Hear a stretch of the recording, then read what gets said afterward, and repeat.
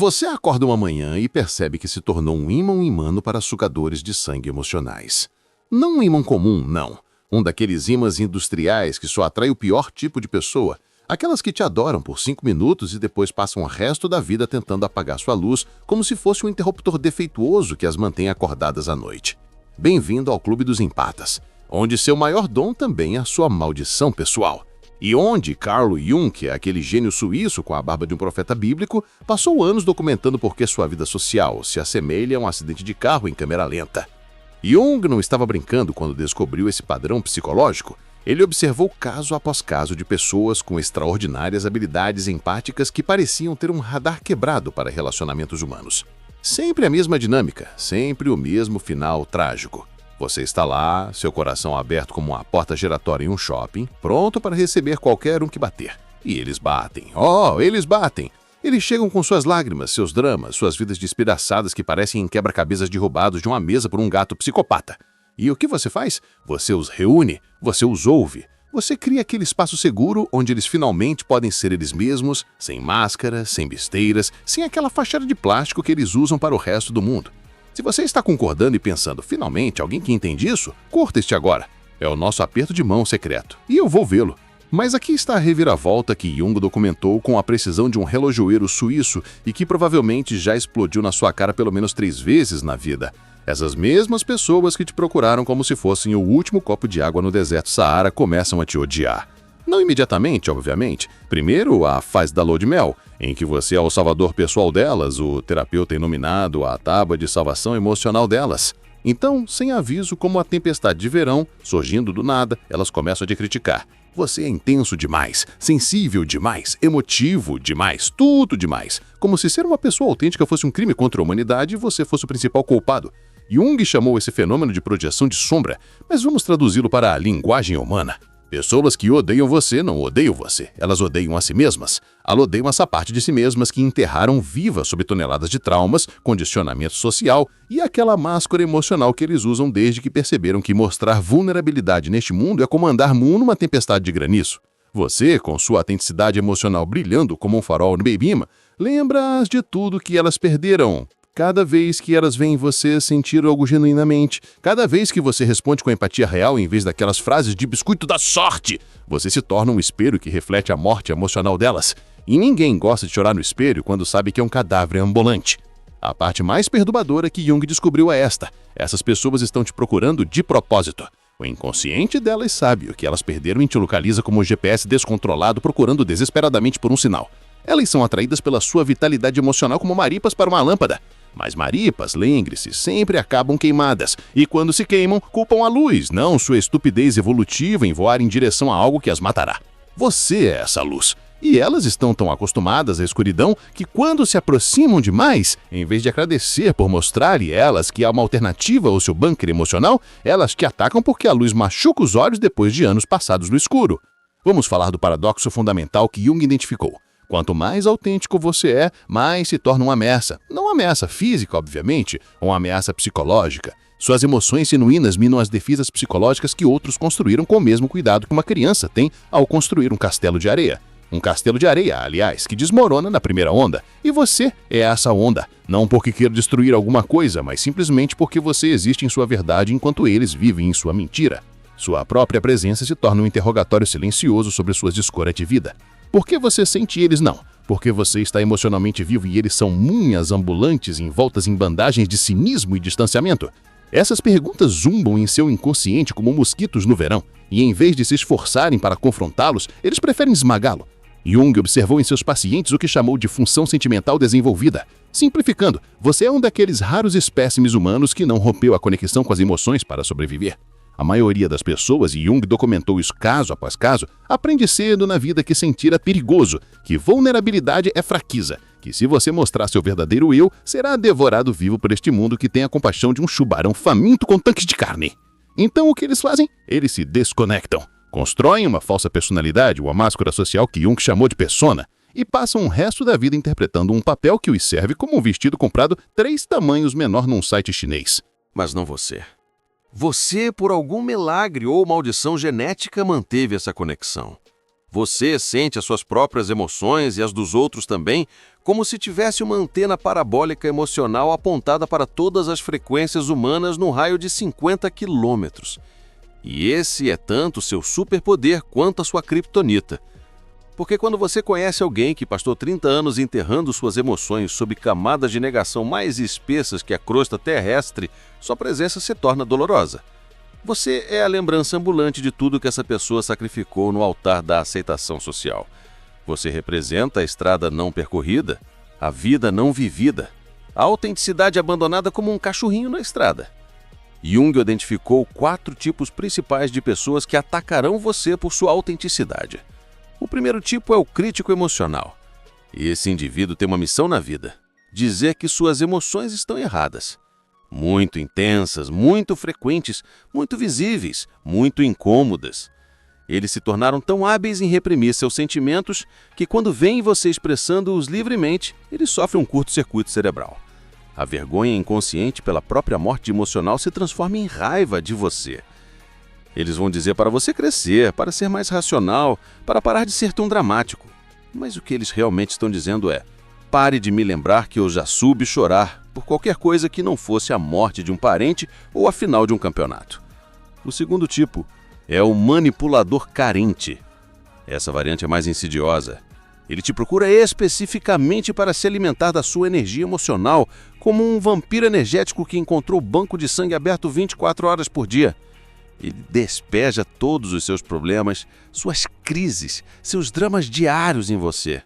Você escuta, você apoia, você oferece aquela compreensão genuína que se tornou mais rara que ouro. E ele se torna dependente. Mas não dependente de você como pessoa, dependente de se sentir visto e compreendido. O problema? Esse sentimento lembra de quão vazio o resto da sua vida é. Quão superficiais são todos os seus outros relacionamentos. Em vez de agradecer por esse presente, ele começa a se ressentir de você. Ele lhe deu muito poder sobre ele. Você se viu demais. Você conhece muitos dos segredos dele. E isso faz se sentir vulnerável, exposto, como um caranguejo que perdeu a casca. Então o que ele faz? Ele te pune por sua própria vulnerabilidade. Ele te afasta. Ele te critica. Ele distorce a narrativa até que você se torne o problema. O terceiro tipo é o competidor emocional. Esse personagem tem o ego tão frágil que poderia se estilhaçar só de olhar de soslaio. Ele não suporta o fato de que você pode estar mais em contato com suas emoções do que ele. Ele não suporta o fato de que as pessoas venham até você em busca de apoio emocional em vez dele. Ele começa uma competição absurda, onde tenta provar que também é sensível, que também é empático, que também entende. Mas é tudo performático, tudo falso, tudo calculado. E quando ele percebe que as pessoas distinguem autenticidade de atuação, quando ele percebe que seu ouro emocional é real enquanto o dele é apenas ouro de plástico, a inveja se transforma em hostilidade. Ele vai te acusar de ser falso, de manipular os outros com sua sensibilidade, de agir como uma alma bonita. Ele está projetando, obviamente. Ele está descrevendo exatamente o que faz. O quarto tipo é o convertido cínico. Este talvez seja o mais triste de todos. É aquela pessoa que um dia foi como você. Ele sentiu, ele se importou, ele amou genuinamente. Então o mundo machucou ele tanto que ele decidiu fechar as portas emocionalmente para sempre. Ele abraçou o cinismo como uma filosofia de vida. Ele fez do desapego emocional sua armadura. E quando ele vê você, ele se vê antes da transformação. Ele vê a inocência que ele perdeu, a esperança que ele abandonou, a capacidade de amar que ele enterrou sob metros de desencanto. Em vez de sentir nostalgia ou um desejo de retornar àquela versão de si mesmo, ele sente nojo. Porque admitir que uma parte de si mesmo está faltando significaria admitir que ele fez a escolha errada. Então o que ele faz? Ele tenta te converter ao seu cinismo. Ele te diz que você vai crescer, que você vai entender, que você também vai se tornar como ele. E quando você se recusa a segui-lo para aquele bunker emocional, quando você prova que pode permanecer aberto sem morrer, ele se torna seu pior inimigo. Jung entendeu que isso não é sadismo consciente. A maioria dessas pessoas não acorda de manhã pensando: hoje vou arruinar a vida de um empata. Não, é tudo inconsciente. É o sistema psicológico delas em modo sobrevivência que identifica você como uma ameaça à sua negação. Sabe quando você está num quarto escuro por horas e alguém de repente acende a luz? aquela dor nos seus olhos, aquela reação de fechar os olhos e gritar para que tudo seja desligado, você é essa luz. E os olhos psicológicos delas estão tão acostumados à escuridão que sua claridade lhes causa dor física. O fato de que você não está fazendo nada de errado, de estar apenas sendo você mesma, é irrelevante. A dor é real para elas, mesmo que não seja sua culpa. Mas aí que a coisa fica realmente sádica. Jung descobriu que essas pessoas muitas vezes não atacam você apenas. Fazem isso disfarçando seus ataques como preocupação. Elas dizem que você deve se proteger, que o mundo vai te destruir, que você deve endurecer seu coração se quiser sobreviver. Parece conselho, mas são balas cobertas de chocolate.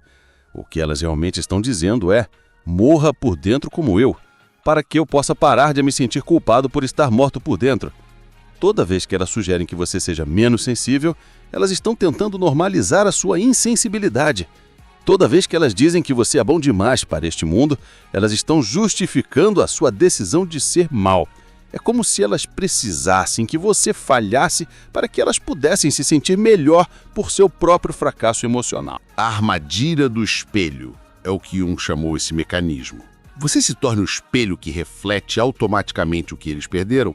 Você não pode evitar isso, está na sua natureza. Sua presença autêntica, como um detector de metais que encontra minas emocionais enterradas por onde passa. E quando as pessoas veem suas próprias minas explodidas refletidas em você, elas não pensam: uau, talvez eu devesse abordar essas questões enterradas. Não, elas pensam: a culpa é daquele babaca empático que me faz sentir coisas que eu não quero sentir. E então os ataques começam. Você é demais, você é intenso, você é pesado, você é um fardo. Todas essas acusações que são realmente sobre eles, não sobre você. Mas eles as disparam contra você porque é mais fácil do que olhar para dentro de si mesmos e confrontar o cemitério emocional que construíram dentro de si mesmos. Há um padrão que Jung observou repetidamente e que você provavelmente vai reconhecer. Relacionamentos sempre seguem o mesmo ciclo de horror. Estágio 1. Idealização. Eles colocam você num pedestal. Você é incrível, você é diferente de todos os outros, finalmente alguém que entende. Eles fazem você se sentir especial, visto, apreciado. É como uma droga esse reconhecimento. E você acredita nisso porque é autêntico e presume que os outros também são. Estágio 2. Revelação. Você começa a realmente vê-los. Não apenas as partes bonitas que eles mostram a você, mas também as sombras, os traumas, as feridas ocultas. E em vez de julgar, você faz o que sempre faz. Acolhe essas partes também. Você dá espaço para eles serem humanos, imperfeitos, quebrados. Estágio 3. Dependência. Eles se tornam viciados nessa aceitação. Eles constantemente procuram você. Você criou um espaço tão seguro que eles nunca querem sair. E é aí que o problema começa. Porque quanto mais eles dependem de você, mais vulneráveis eles se sentem. E vulnerabilidade é aterrorizante para eles. Estágio 4. Ressentimento. Eles começam a odiar você pelo poder que você lhes deu sobre eles. Poder que eles voluntariamente lhe deram. Mas agora venha como manipulação da sua parte. Eles veem muito de você. Você sabe demais. Eles estão muito expostos. E a mente inconsciente deles começa a procurar falhas em você para justificar a retirada deles. Você está muito disponível, então você está desesperado. Você é muito compreensivo, então você é falso. Você é muito empático, então você está tentando controlá-los. Cada qualidade sua é distorcida em seu oposto negativo. Estágio 5. Desvalorização. Agora você desceu do seu pedestal e foi jogado na lama. Tudo o que antes era maravilhoso agora é problemático. Sua sensibilidade é fraqueza. Sua abertura é ingenuidade. Sua autenticidade é manipulação. Eles atacam você, muitas vezes publicamente, muitas vezes envolvendo outros para validar sua narrativa distorcida. Estágio 6. Abandono. Eles se afastam, geralmente dramaticamente, culpando você por tudo. E você fica sentado aí como um idiota se perguntando o que diabos aconteceu. Por que você passou de salvador a monstro no que parece um piscar de olhos? Mas, na verdade, foi um envenenamento psicológico lento. Jung entendeu que esse ciclo não é pessoal, mesmo que pareça muito pessoal quando você está no meio dele. É um padrão arquetípico, uma dança psicológica tão antiga quanto a humanidade. A pessoa emocionalmente morta busca o empata para se sentir viva novamente. Mas sentir-se viva também significa sentir a dor que enterrou, e essa dor é intolerável. Então ela foge, mas foge culpando você por fazê-la sentir essas coisas. É como se ela te chamasse para apagar o incêndio na casa emocional dela e depois te denunciasse por usar muita água. A lógica é distorcida, mas faz todo o sentido para ela, porque a alternativa seria admitir que a casa já estava pegando fogo antes de você chegar. Agora, a verdadeira pergunta que Jung fez é esta: o que você faz com essa consciência? Porque conhecer o padrão não torna a situação menos dolorosa quando acontece com você. Compreender intelectualmente o que eles estão projetando não elimina a punhalada emocional quando eles te atacam. Jung não era um desses terapeutas da nova era que dizem a você para enviar amor e luz a todo mundo. Ele era suíço, prático, realista. Ele desenvolveu o que ele chamou de integração de sombra para empatas, mas que podemos traduzir como evitar ser destruído por essa merda, mantendo a sua autenticidade. Primeiro passo: reconheça os padrões antes que eles se repetam. Aprenda os sinais de alerta. Aquela pessoa que te idealiza muito rápido, um grande sinal de alerta. A pessoa que te trata como seu salvador pessoal depois de 2 conversas, alerta vermelho.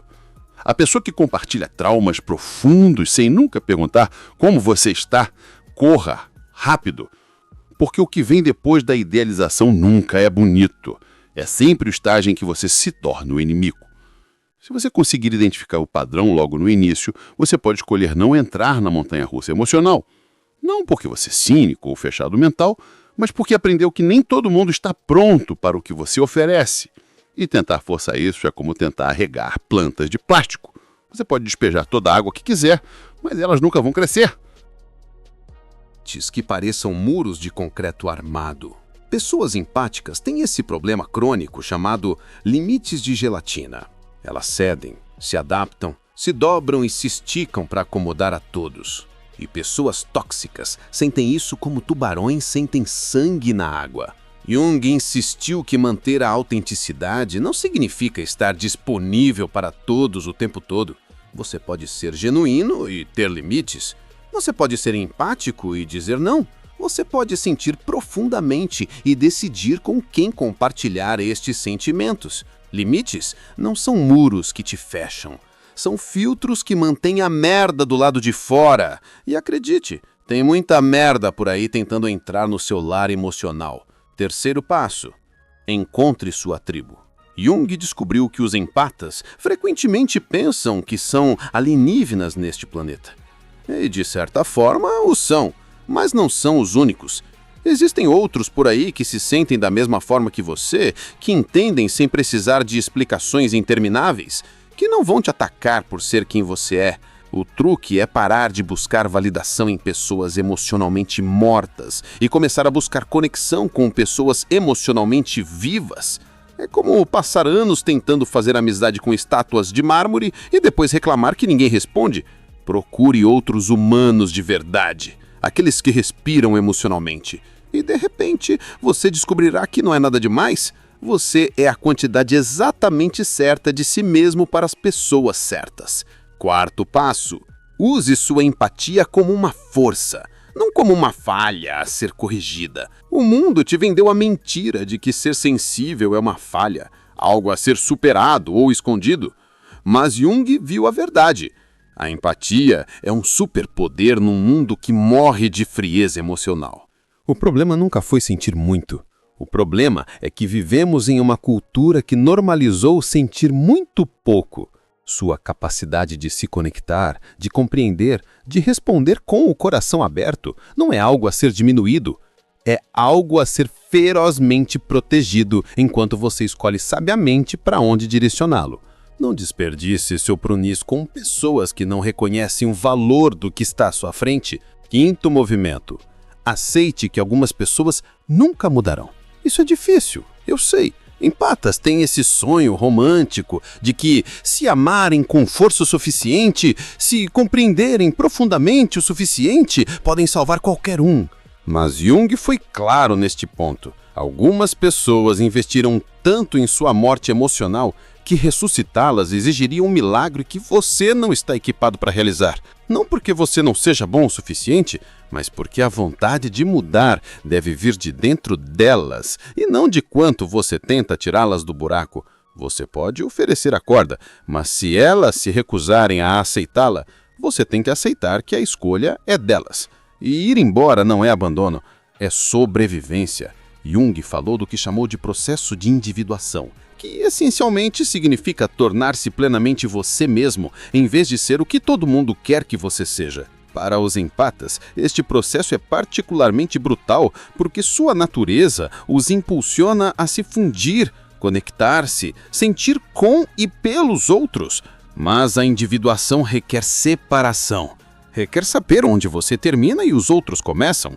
Requer ser capaz de dizer: esta é a sua dor, não a minha. Esta é a sua escolha, não minha responsabilidade. Essa bagunça emocional é sua para limpar. Eu não sou seu serviço de limpeza pessoal. Essa separação não o torna menos empático, o torna mais saudável. A parte mais perturbadora que Jung documentou foi o que acontece com os empatas que não aprendem a se proteger. Ele os viu implodir, descompor-se sob o peso de absorver todas as emoções dos outros sem nunca processar as suas próprias. Ele os viu ficarem tão esgotados que acabam se tornando as mesmas pessoas emocionalmente mortas que um dia ajudaram. É como se o sistema sobrecarregasse e desligasse tudo por autoproteção. Eles se tornam cínicos, distantes, retraídos. E esta é a tragédia, porque o mundo perdeu outra luz e essa pessoa perdeu a si mesma. Jung viu isso como o maior fracasso da jornada empática, quando a luz se atraga, não porque alguém a apagou, mas porque a pessoa decidiu que era mais seguro viver na escuridão. Mas há outro lado a isso. Jung documentou empatas que atravessaram este fogo e emergiram transformados em algo mais forte. Não duros, mas fortes. Há uma diferença. Duros significam fechados, protegidos, emocionalmente mortos. Fortes significam abertos, mas com limites. Empáticos, mas sábios. Disponíveis, mas seletivos. Estes indivíduos aprenderam o que Jung chamou de compaixão luminosa. Eles podem brilhar plenamente sabendo que alguns não tolerarão essa luz. E em vez de se sentirem culpados por isso, eles têm compaixão pela dor dos outros sem torná-la sua. Eles podem dizer: sinto muito que a minha autenticidade te machuque, mas não preciso me fechar para que você se sinta melhor com sua monotonia. Isso é maturidade empática. Não se trata de se tornar menos sensível, mas sim de se tornar sábio para onde direcionar essa sensibilidade. Jung acreditava que esses empatas integrados eram essenciais para a evolução emocional da humanidade. Não como salvadores messiânicos, mas como exemplos vivos de que outro caminho é possível. Em um mundo onde a inteligência emocional foi substituída por emojis e curtidas, onde conversas profundas foram substituídas por memes e gifs, onde as pessoas preferem compartilhar suas vidas nas redes sociais em vez de vivê-las de verdade, o empata autêntico é um ato revolucionário. Sua própria existência é um protesto contra a superficialidade, uma rejeição à frieza cultural, uma demonstração de que é possível viver de coração aberto sem sangrar até a morte. Mas Jung não era ingênuo. Ele sabia que esse caminho tinha um custo. Custa em relacionamentos perdidos, em dor sentida, em decepções repetidas. Ele não estava vendendo um conto de fadas onde ser empático lhe traz uma vida fácil, cheia de pessoas gratas. Não. Ele estava dizendo a dura verdade. Ser autêntico em um mundo falso fará de você um alvo. As pessoas o odiarão por sua luz. Elas o atacarão por sua abertura. Elas o punirão por sua autenticidade. E você tem que decidir se vale a pena. Se você prefere viver como você mesmo e lidar com ressentimento, ou morrer por dentro como eles para encontrar paz. Não existe uma resposta universal certa.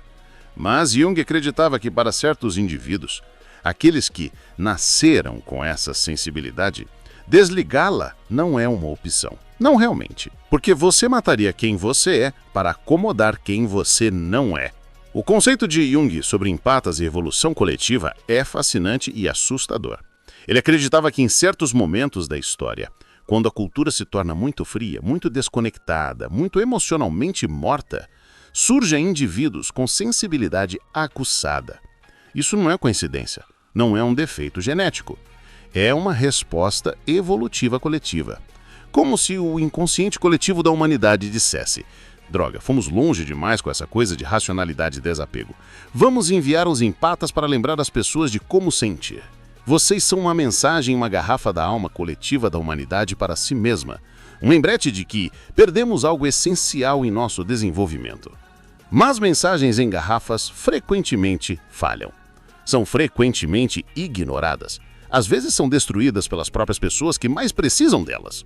E esse é o preço da sensibilidade, em uma era insensível. Jung sabia disso. Ele não estava prometendo que você seria celebrado, ele estava avisando que você seria crucificado, metaforicamente falando, pelas mesmas pessoas que você diz querer ajudar. A questão não é se isso vai acontecer. Vai acontecer. A questão é se você permanecerá fiel a si mesmo enquanto isso acontece, ou se você se dobrará até quebrar para ser aceito por pessoas que não podem aceitá-lo porque não conseguem se aceitar. Em última análise, Jung ofereceu uma visão que é tanto esperançosa quanto brutalmente realista. Os empatas não salvarão o mundo, não sozinhos. Não transformando pessoas emocionalmente mortas em pessoas emocionalmente vivas pela pura força do amor. Isso é pensamento mágico, coisa de filmes da Disney. O que os empatas podem fazer é continuar existindo em sua autenticidade, apesar dos ataques, oferecendo essa autenticidade àqueles que estão prontos para recebê-la. Alguns a receberão, muitos não.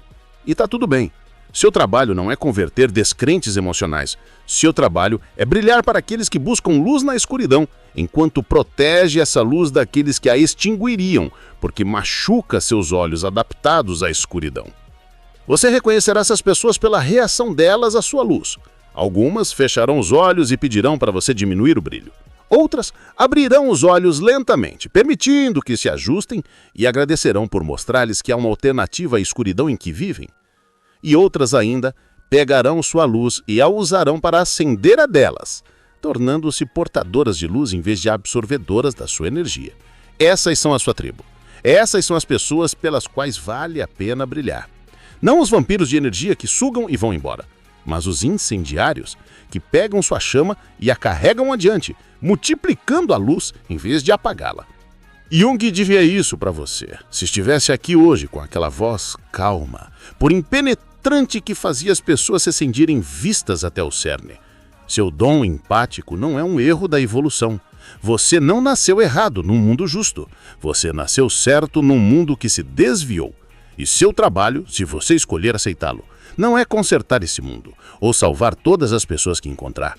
Seu trabalho é manter viva a chama da verdadeira conexão emocional em uma era de desconexão, guardando essa chama bem o suficiente para compartilhá-la com aqueles que estão prontos e com sabedoria suficiente para não deixá-la ser extinta por aqueles que a temem. Você é uma ponte entre a humanidade que se esqueceu de como sentir e a humanidade que conseguiu se lembrar. Mas pontes são pisoteadas, e você deve ser forte o suficiente para suportar esse peso sem desabar. A truei final que Jung descobriu é esta.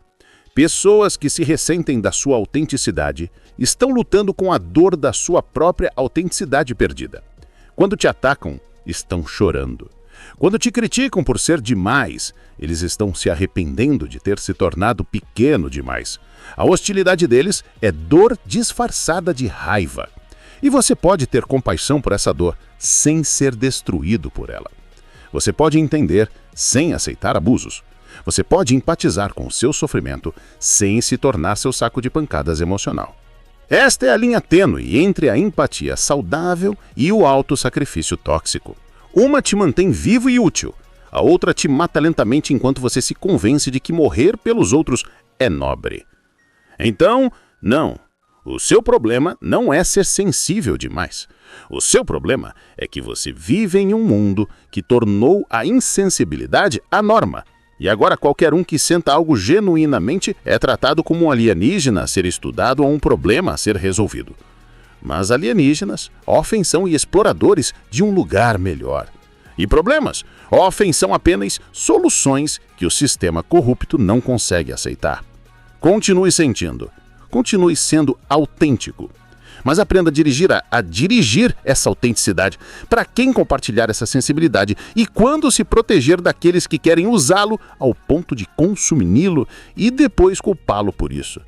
Sua luz não precisa se apagar, ela só precisa brilhar mais forte. Se esse vídeo te fez sentir menos solitário nessa batalha diária, deixa um like. E nos comentários, conte-me qual ataque você sofreu. Te vejo no próximo vídeo. Lembre-se, você não é demais. Eles são de menos.